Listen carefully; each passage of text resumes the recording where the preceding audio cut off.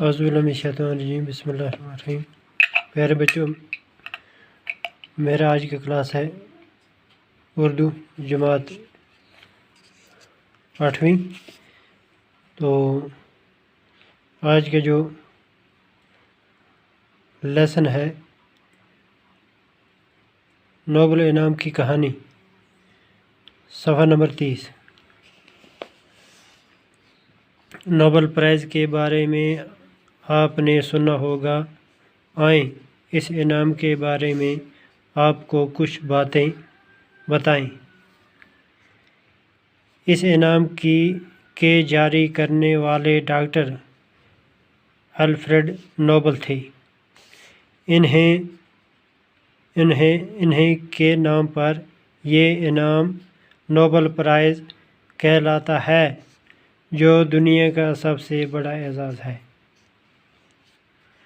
Nobel price ہر سال امن، ادب، فزکس، کیمسٹری،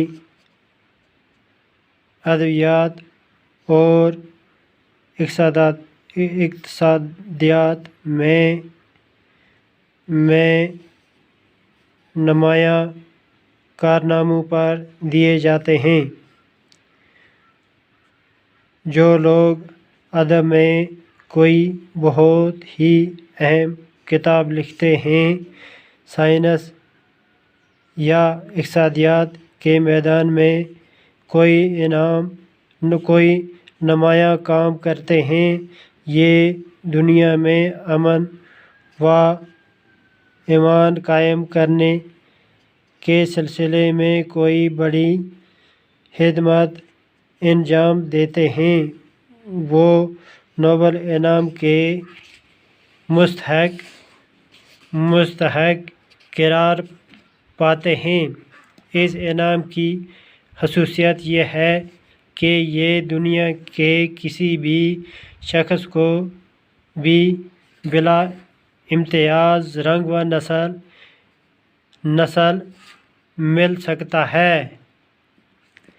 اس انعام کی رقم لگ بھگ 15 لاکھ روپیہ ہوتی ہے۔ متعدد ہندوستانیوں نے یہ انعام حاصل کیا ہے۔ رابندر ناتھ ٹیگور کو ادب کا نوبل انعام